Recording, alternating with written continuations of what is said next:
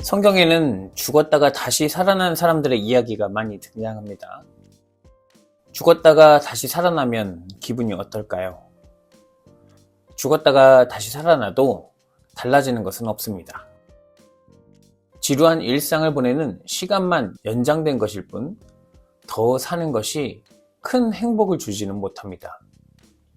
오히려 죽음을 한번 경험해 본 사람이어서 죽음을 잊고 사는 사람들과 달리 죽음의 공포에 더 크게 사로잡혀 살 수도 있습니다.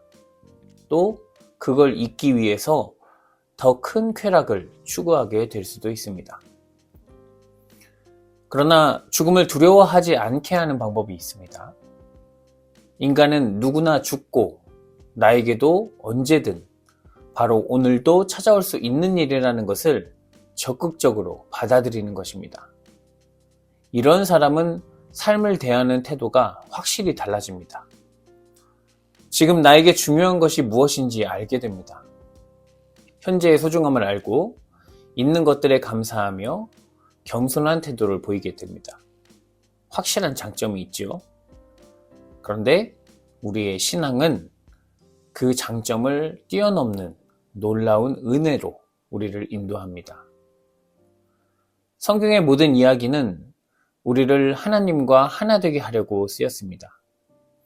오늘 본문인 요한복음도 오늘 본문 마지막에 이 책을 기록한 목적을 기록합니다.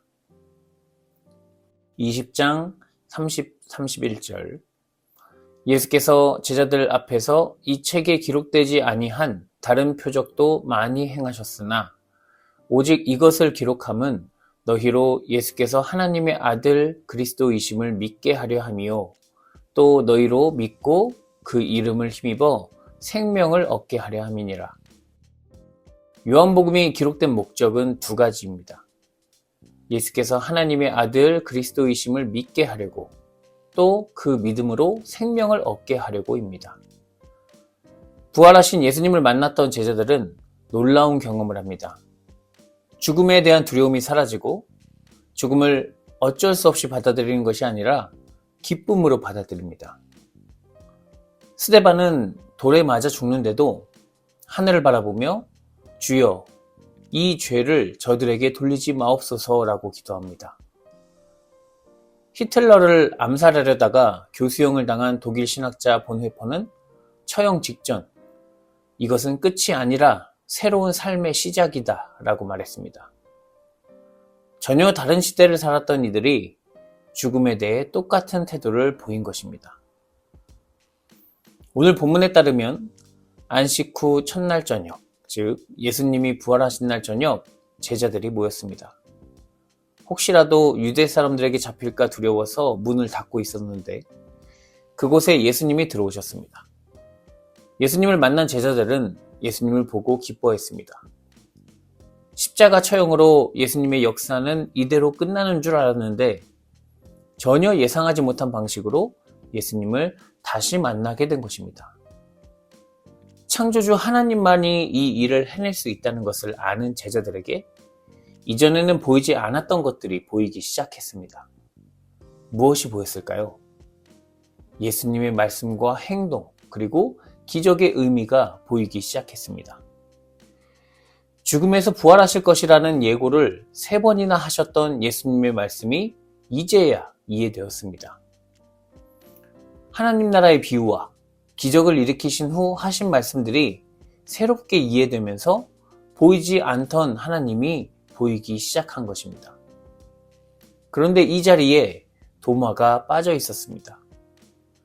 다른 제자들에 의해 예수님을 만났다는 소식을 들었지만 도마는 내가 그의 손에 목자국을 보며 내 손가락을 그 자리에 넣어보지 않고는 믿지 않겠다라고 말합니다. 많은 현대인이 이런 태도로 살아갑니다. 눈으로 보지 않은 것은 믿지 않습니다. 과학적으로 검증이 되는 것만 믿습니다. 숫자와 통계로 모든 것을 판단하고 결정합니다. 이게 잘못된 태도는 아닙니다. 경제, 사회, 건강, 교양 등 각 분야의 정보를 듣고 이해해서 각자의 미래를 준비해야 합니다. 그러나 눈에 보이는 것이 전부가 아니라는 것도 알아야 합니다. 예를 들면 사랑과 믿음, 신뢰는 눈으로 볼 수는 없지만 이런 것들로 인해 우리는 누군가를 위해 희생하고 서로를 의지하며 마음을 엽니다. 보이지 않는 것이 우리 사회를 지탱해주는 실체로 나타나는 것입니다. 예수님의 부활도 믿는 자들에게는 삶을 적극적으로 살아가게 하는 힘의 원천이 됩니다. 하나님이 함께 하신다는 믿음으로 차가운 세상에서 선한 일을 해나갈 수 있습니다. 믿는 자들에게 하나님은 살아계시고 죽음은 하나님과 하나 되는 생의 가장 기쁜 날이 되는 겁니다. 그러나 믿음이 없는 사람들은 예수의 부활 자체를 거부합니다.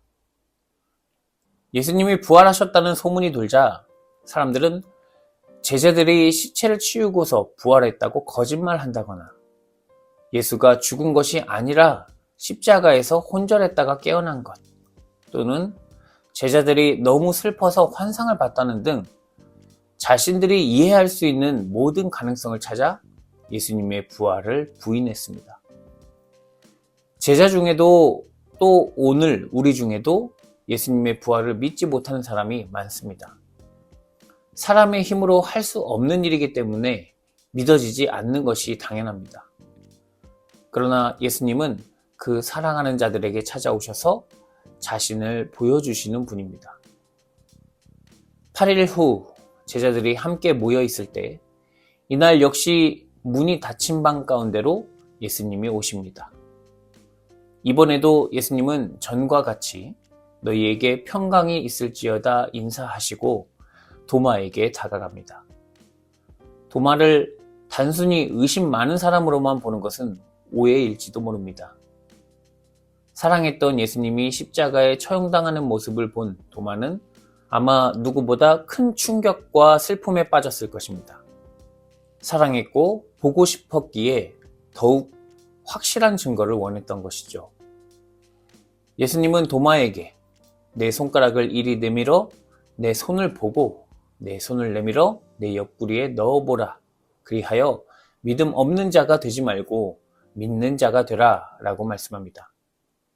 도마의 대답을 읽어봅시다. 28절 도마가 대답하여 이르되 나의 주님이시요 나의 하나님이시니이다. 도마의 이 고백이 우리의 고백입니다. 요한복음을 기록한 목적입니다. 하나님께서 예수 그리스도를 이 땅에 보내신 이유입니다. 눈에 보이는 것을 전부로 여기고 자기만을 위해 사는 사람들은 세상의 돈과 권력, 자기 욕망을 주인으로 모시고 삽니다. 그것을 위해 자기 영혼을 바치고 자녀를 바치고 모든 것을 바칩니다. 돈이 자기 생명을 지켜준다고 믿기 때문입니다. 서기관들도 제사장들도 바리새인들도 그렇게 살았습니다. 율법을 절대적으로 수호해야만 자기의 생명과도 같은 물질과 명예를 지킬 수 있었습니다. 그러나 하나님은 제사장같이 높은 곳에서 모든 것을 누리던 자가 아니라 머리 누울 곳 하나 없이 떠돌던 예수님을 살리셨습니다.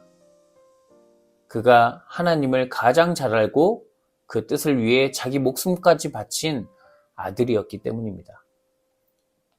하나님의 마음이 율법주의자들이 아니라 예수에게 있다는 것을 확신한 제자들은 이제 부활한 예수님의 제자로 새롭게 태어납니다. 이전까지는 로마 황제가 가장 큰 힘을 가지고 있다고 믿었습니다.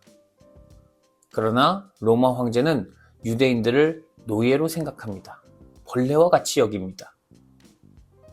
관세로 온 세계를 뒤흔드는 도널드 트럼프가 우리를 어떻게 생각할까요? 미국, 그리고 자신의 이익을 위한 도구 정도로 생각할 겁니다.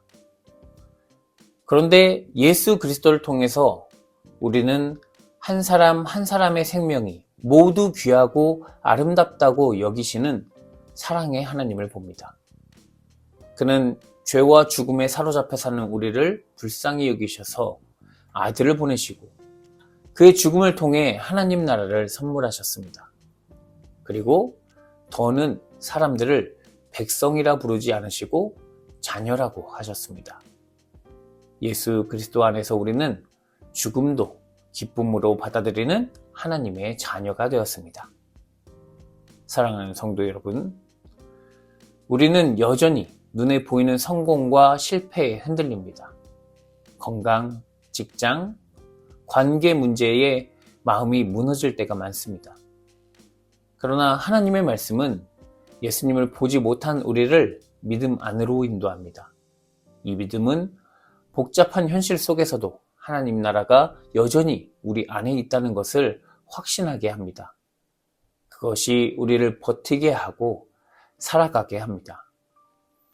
2000년이라는 시간을 넘어서 전혀 다른 삶을 사는 우리에게 예수님은 말씀하십니다.